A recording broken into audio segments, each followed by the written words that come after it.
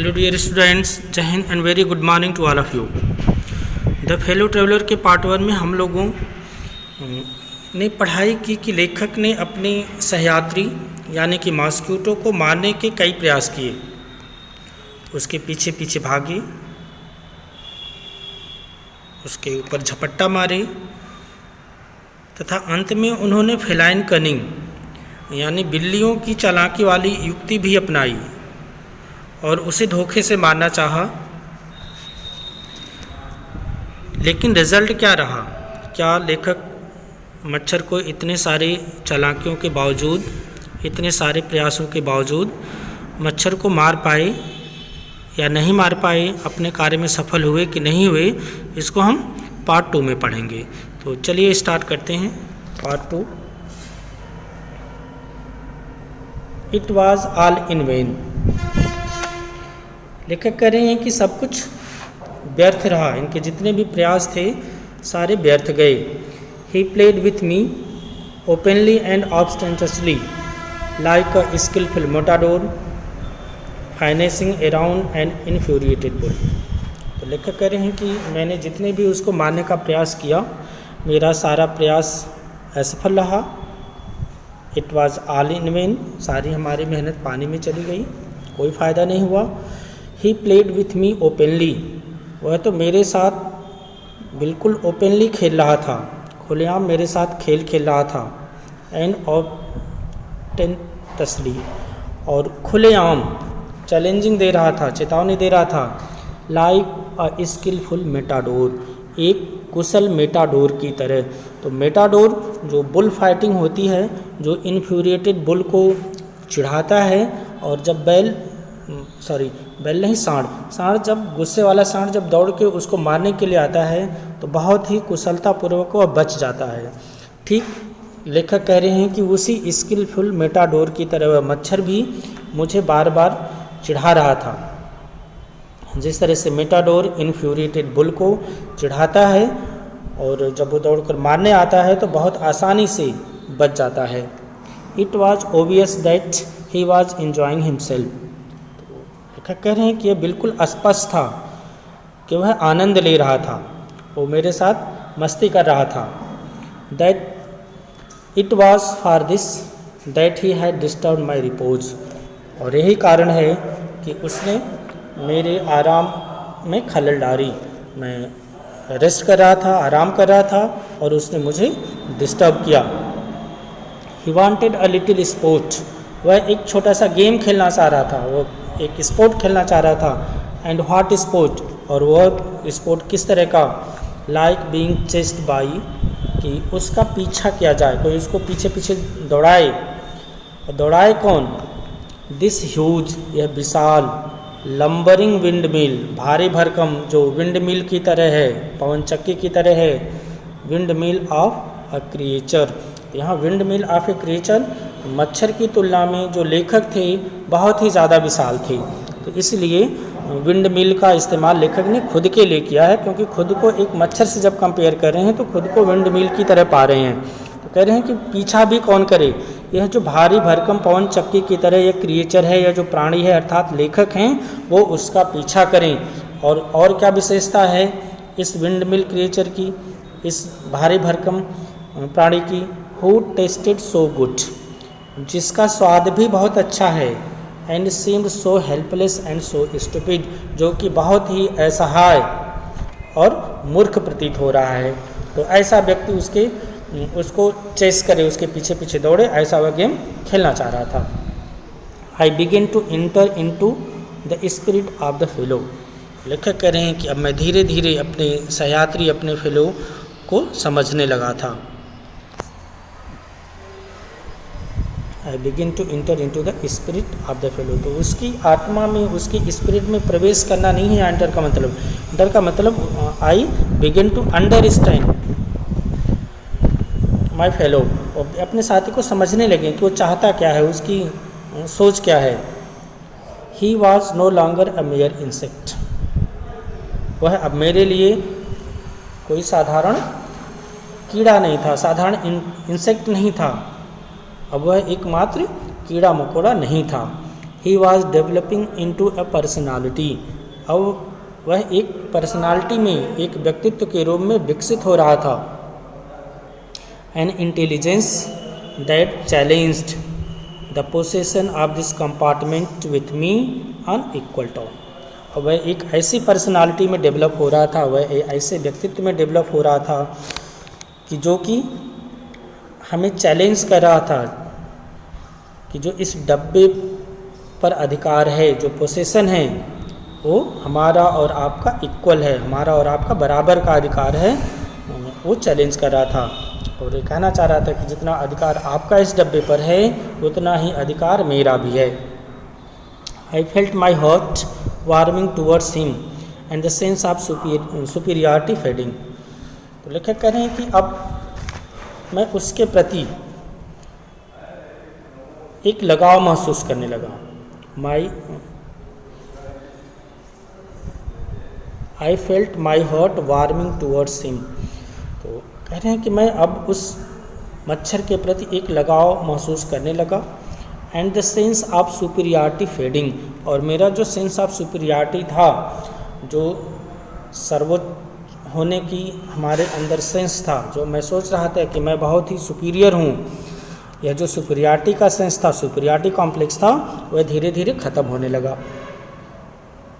How could I feel superior to a creature who was so manifestly my master in the only competition in which we had ever engaged. तो लेखक अब बता रहे हैं हमें कि मैं अपने आप को सुपीरियर कैसे महसूस करता, अपने आप को superior, how could I feel superior to a creature, मैं उस क्रिएचर से, उस प्राणी से अपने आप को सुपीरियर कैसे महसूस कर सकता हूँ, उससे ज़्यादा महान खुद को कैसे महसूस कर सकता हूँ। Who was so manifestly my master, जो कि बहुत ही आसानी से, बहुत ही क्लियरली मेरा मास्टर बन गया था, मेरा उस्ताद बन गया था, मेरा गुरु बन गया है। In the only competition in which we had ever engaged, जिस गेम में, जिस स्पोर्ट में हम दोनों अभी तक शामिल थे, जिस खेल को खेल रहे थे, उस खेल में वह बहुत ही स्पष्ट रूप से, क्लियरली मेरा मास्टर बन गया, मेरा उस्ताद बन गया, मेरा गुरु बन गया। तो मैं उस प्राणी से अपने आप को सुपीरियर कैसे महसूस कर सकता हूँ। गेम क्या था?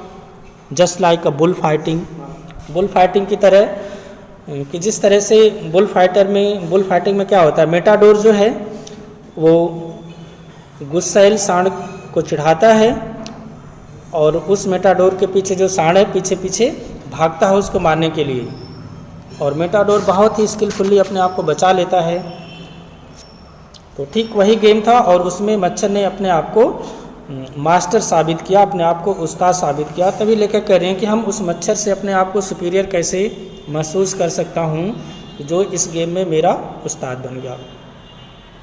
Why don't be magnanimous again. तो लेखक कह रहे हैं कि दोबारा हम उदार क्यों ना हो जाएं, क्यों ना मैग्नानिमस हो जाएं, उदारता क्यों ना दिखाएं। Magnanimity and mercy were the noblest attribute to man. जो मैग्नेनिमिटी है, जो उदारता है, एंड मर्सी जो दया है, नोबलेस्ट एट्रीब्यूट ऑफ मैन, ये जो इंसान है ये इसके महान गुण हैं। महान गुण, बहुत सारे गुण हैं, इन महान गुणों में से जो मर्सी है और मैग्नेनिमिटी है ये भी दोनों हैं। In the exercise of these high qualities, in high qualities का प्रयोग करके, इन महान गुणों का प्रयोग करके, I could recover my prestige, इनका प्रयोग करके मैं अपने खोए हुए सम्मान को वापस पा सकता हूँ। एट प्रेजेंट, वर्तमान समय में, I was a ridiculous figure. तो लेखक कह रहे हैं कि इस समय जो मेरी स्थिति है ये बहुत ही हास्यास्पद फिगर हूँ मैं एक हंसी का पात्र बन गया हूँ। I think for laughter and derision, मैं एक हंसी और उपहास का पात्र बन गया हूँ। By being merciful I could resort the moral dignity of man. कह रहे हैं कि मैं अगर दया का प्रयोग करूं, मर्सी शो करूं मच्छर के ऊपर, तो मैं अपने खोए हुए सम्मान को, जो हमारी मोरल डिग्निटी है, उसको दोबारा पा सकता हूं। And go back to my corner with honour, और मैं अपने कॉर्नर, यहाँ कॉर्नर का मतलब सीट से है, और मैं अपनी सीट पे पूरे सम्मान के साथ वापस जा सकता हूँ। आई withdraw the sentence of death मैंने जो मच्छर को मृत्यु दंड दिया था उसको वापस ले लिया, विड्रा कर लिया। I withdraw the sentence of death, मैंने मृत्यु दंड वापस ले लिया। आई सेड, मैंने कहा, रिटर्निंग टू माई सीट, जब मैं अपनी सीट पर वापस आ रहा था तो मैंने मच्छर को बोल दिया कि मैं मृत्यु दंड वापस ले रहा हूँ। I can not kill you, मैं तुम्हें मार नहीं सकता, but I can reprieve you, लेकिन मैं तुम्हारी सज़ा माफ़ कर सकता हूँ। आई डू इट, मैं ऐसा ही करता हूँ।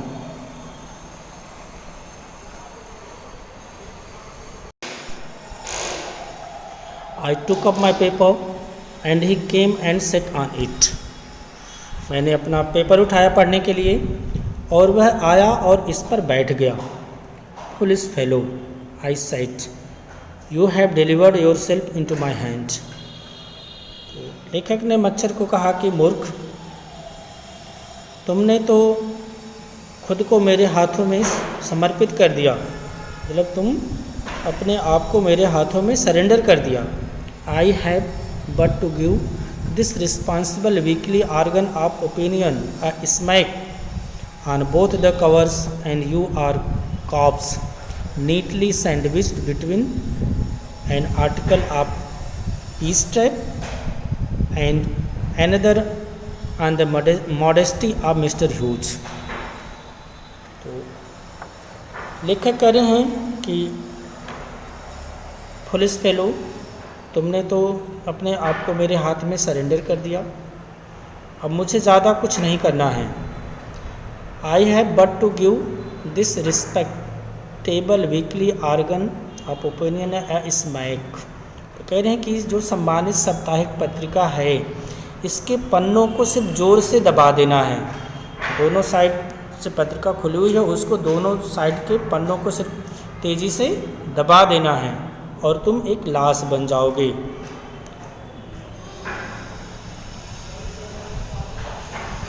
यू आर कॉप्स, और तुम एक लाश बन जाओगे। और दोनों पन्नों को जो दबाएंगे लेखक, जिनको कह रहे हैं कि जो साप्ताहिक पत्रिका है उसके एक साइड में जो था वो पीस ऑफ ट्रैप के बारे में लेख था, और जो दूसरा साइड था उस पर मॉडेस्टी ऑफ मिस्टर ह्यूज इसके बारे में लिखा हुआ था। तो लेखक कह रहे हैं कि जब मैं दोनों पन्नों को, दोनों साइड के कवर सहित पन्नों को जब मैं तेज़ी से बंद करूँगा, क्लोज करूँगा, तब तुम उनके बीच में एक फ्रेशली नीटली सैंडविच बन जाओगे। सैंडविच सब लोग खाए होंगे, आप लोग जान रहे हैं सैंडविच कैसे बनता है। जैसे गुजिया बनती है, प्लास्टिक की मशीन होती है, उसके अंदर मटेरियल को रखकर तेज़ी से प्रेस कर दिया जाता है, ठीक उसी तरह से सैंडविच बनता है। तो मच्छर का भी सैंडविच बन जाएगा दोनों पेजों के बीच में, ऐसा लेखक कह रहे हैं। But I shall not do it, लेकिन मैं ऐसा नहीं करूँगा। आई हैव रिप्राइव यू, मैं तुमको विश्वास दिलाता हूँ, आई हैव रिप्राइव यू, मैंने तुम्हारी जो सज़ा थी उसको माफ़ कर दिया है। And I will satisfy you, और मैं तुमको संतुष्ट करूँगा, विश्वास दिलाऊँगा। That when this large animal says a thing, जब यह विशाल जानवर मीन्स जब यह लेखक किसी बात को कहता है, तो कह रहे हैं मैं तुम्हें इसका भी विश्वास दिलाता हूँ कि मैं जो कुछ भी कहता हूँ ही मीन्स इट, वह उसका पालन भी करता है। ऐसा नहीं सिर्फ कह दिया और उसको धोखा दे या चीटिंग करे, ऐसा नहीं है। मोरओवर, जो भी हो, I no longer desire to kill you, कह रहे हैं कि जो भी हो, और मेरे अंदर तुम्हें मारने की इच्छा भी नहीं है, मैं अब तुम्हें मारना भी नहीं चाहता हूँ। थ्रू नोइंग यू बेटर, तुमको अब अच्छी तरीके से जान लिया हूँ।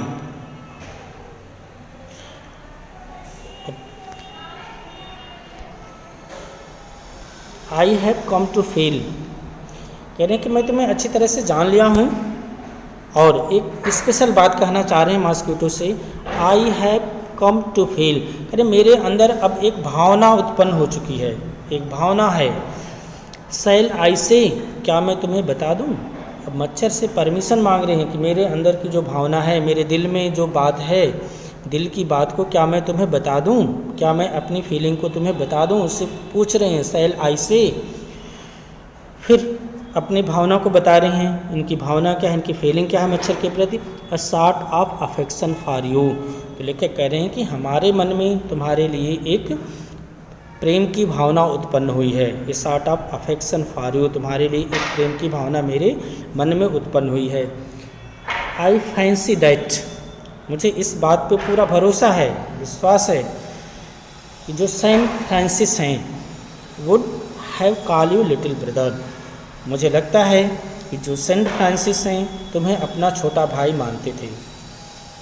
जो सेंट फ्रांसिस थे वो एनिमल लवर थे, ईसाइयों के एक गॉड्स थे, एनिमल लवर थे, पशु प्रेमी थे। तो वही यहाँ लेकर कह रहे हैं कि मुझे पूरा विश्वास है कि जो सेंट फ्रांसिस हैं निश्चित रूप से तुम्हें अपना छोटा भाई मानते होंगे, अपना छोटा भाई कहे होंगे।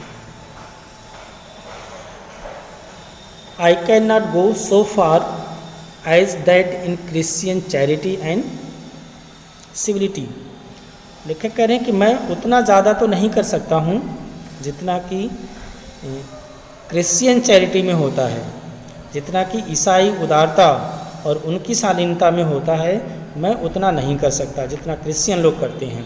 बट लेकिन I recognise a more distant relationship, लेकिन मैं ईसाइयों की जो उदारता और शालीनता होती है उसके समान मैं आगे नहीं बढ़ सकता, परंतु मैं इससे भी अधिक का संबंध तुम्हारे साथ महसूस करता हूँ। I recognise more distant relationship, मैं तुम्हारे साथ एक दूर का रिश्ता अनुभव कर रहा हूँ, डिस्टेंट रिलेशनशिप का अनुभव कर रहा हूँ। Fortune has made us fellow travellers on this summer night, भाग्य ने हम दोनों को इस गर्मी की रात में सहयात्री बना दिया। I have interested you and you have entertain me, मैंने तुम्हें इंटरेस्ट लिया, मैंने तुम्हें रुचि ली और तुमने मेरा मनोरंजन किया। द ऑब्लिगेशन इज़ म्यूचुअल, जो यह ऑब्लिगेशन है, जो एहसान है, यह हम दोनों का बराबर का है, यह म्यूचुअल है। ना मैं तुम पे एहसान किया, ना तुम मेरे ऊपर एहसान किए, या हम दोनों एक दूसरे पर एहसान किए। तो कह रहे हैं कि जो ऑब्लिगेशन है is mutual and it is founded on the fundamental fact that we are fellow mortal, और यह बात जो है यह इस फंडामेंटल फैक्ट पर आधारित है, ये मूलभूत तथ्य पर आधारित है कि हम दोनों ही फेलो मोर्टल हैं, हम दोनों ही मरणशील हैं, हम दोनों एक न एक दिन जरूर मरेंगे, फेलो मोर्टल हैं। द मिरेकल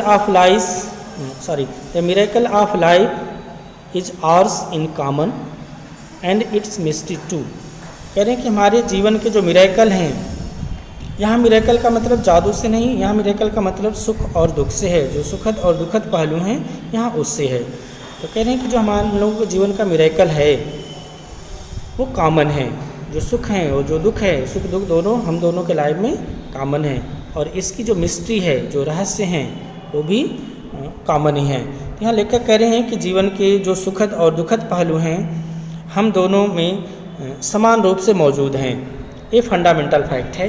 फेलो मोर्टल भी हैं और जीवन के जो सुख दुख हैं, सुखद और दुखद पहलू हैं, ये हम दोनों में ही समान रूप से मौजूद हैं।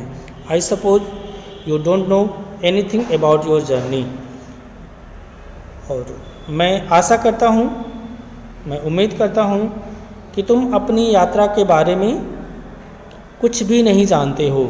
You don't know anything about your journey, तुम अपनी यात्रा के बारे में कुछ भी नहीं जानते हो। I am not sure that I know much about mine, और मैं भी अपनी यात्रा, मैं भी श्योर हूँ, मैं भी पूरी तरह से श्योर हूँ, निश्चिंत हूँ कि मैं भी अपनी यात्रा के बारे में बहुत ज़्यादा नहीं जानता हूँ। यहाँ पर लेखक अपनी इस वर्ल्ड से दूसरे वर्ल्ड की जो जर्नी होती है उसकी बात कर रहे हैं, आध्यात्मिक बात कर रहे हैं कि मैं भी अपनी उस यात्रा के बारे में बहुत ज़्यादा नहीं जानता हूँ कि हमारे लाइफ में आगे क्या होगा, क्या घटना घट सकती है, हम कब इस दुनिया को छोड़कर अपनी लॉन्ग जर्नी पर जाएंगे, मैं भी कुछ अपनी यात्रा के बारे में नहीं जानता हूँ। We are really when you came to think of it a good deal like just apparitions that are and then are not।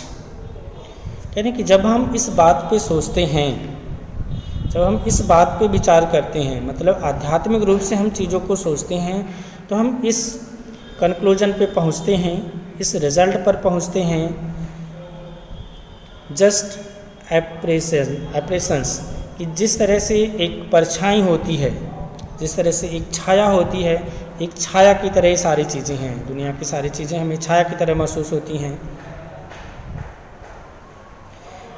That are and then are not, जो कि कभी है और कभी नहीं है। जिस तरह से एप्रेशंस होती हैं, जो छाया होती है, जो माया होती है, जो प्रेत छाया होती है, एक कभी होती है और कभी नहीं होती है। किसी भी चीज़ की जो परछाई है, छाया है, हमेशा नहीं रहती, कभी रहेगी कभी नहीं रहेगी। तो यहाँ लेखक वही कह रहे हैं कि ये जो चीज़ें हैं ये इसी एप्रेशंस की तरह हैं, कभी रहती हैं और कभी नहीं रहती हैं। Coming out of the night into the lighted carriage, ठीक उसी तरह से हैं जिस तरह से लाइटेड कैरेज है, इसमें जो परछाई हैं कभी आ रही है कभी जा रही है, एक समान रूप से वहाँ पर मौजूद नहीं है। फ्लटरिंग अबाउट द लैम्प, और कभी लैम्प के चारों ओर फड़फड़ा रही है, फॉर अ व्हाइल, कुछ समय के लिए लैम्प के चारों ओर फड़फड़ा रही है, and going out into the night again, और पुनः वापस रात में चली जा रही है। तो लेखक करेंगे जब हम इन चीज़ों को सोचते हैं तो ये सारी चीज़ें हमें एप्रेशंस की तरह लगती हैं, छाया की तरह लगती हैं, परछाई की तरह लगती हैं, जो कि रात्रि के समय प्रकाश युक्त, जो लाइटेड कैरेज है, प्रकाश युक्त गाड़ी में आते हुए तथा थोड़ी देर प्रकाश के चारों ओर फड़फड़ाते हुए और रात में ही फिर बाहर चले जाते हुए ऐसा प्रतीत होता है। परहैप्स, शायद ऐसा, कदाचित ऐसा।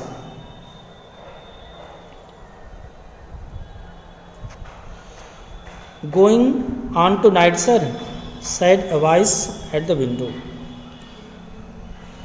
अब लेखक यहाँ मच्छर से कन्वर्सेशन कर रहे हैं और उसमें ये सब कुछ भूल चुके हैं कि बाहर क्या हो रहा है, क्या चीज़ नहीं है, ये टोटली एब्सेंट माइंडेड हो चुके हैं।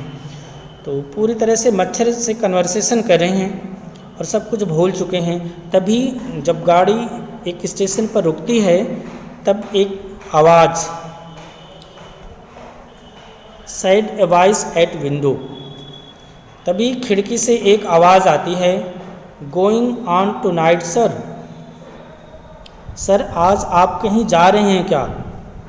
मतलब लेखक का स्टेशन आ चुका है और लेखक अभी बिल्कुल शांत अपनी सीट पर बैठे हुए हैं, तो वहाँ एक खिड़की से एक आवाज़ आ रही है। अब उस आवाज़ देने वाले व्यक्ति को लग रहा है कि लेखक आज अपने स्टेशन पर नहीं उतर रहे हैं, इसका मतलब कहीं और जा रहे हैं। तो वो आवाज़ कहती है कि सर आज आप कहीं जा रहे हैं क्या, going on tonight sir. It was a friendly porter giving me a hint that this was my station. तो यह मेरा एक परिचित का कुली था जो मुझे यह हिंट दे रहा था, संकेत दे रहा था कि मेरा स्टेशन आ चुका है, मैं अपने स्टेशन पे आ चुका हूँ और मुझे अब उतर जाना चाहिए। आई थैंक्ड हिम एंड सेड, मैंने उस पोर्टर को, उस कुली को धन्यवाद दिया और कहा, I must have been dozing, शायद मुझे नींद आ रही थी। And seizing my hat and stick, और मैंने अपना हैट और स्टिक, टोपी और छड़ी को उठाया। I went out in the cool summer night, और मैं उस गर्मी की ठंड रात में ट्रेन के डब्बे से बाहर आ गया, बाहर निकल गया, स्टेशन पर आ गया। As I close the door of the compartment, और जब मैंने अपने कंपार्टमेंट, डब्बे का दरवाज़ा बंद किया, आई सा my fellow traveller fluttering round the lamp, तब मैंने देखा, तब मैंने अपने सहयात्री को लैंप के चारों ओर फड़फड़ाते हुए देखा। आई थिंक आप लोगों को यह चैप्टर अच्छी तरीके से समझ में आ गया होगा। अगर आपको कहीं से भी कोई भी डाउट है, कन्फ्यूजन है, तो निश्चित रूप से आपका जो शेड्यूल्ड टाइम है उस टाइम पे अपने डाउट को क्लियर कर सकते हैं। Thanks for watching this video. Have a nice day. जय हिंद।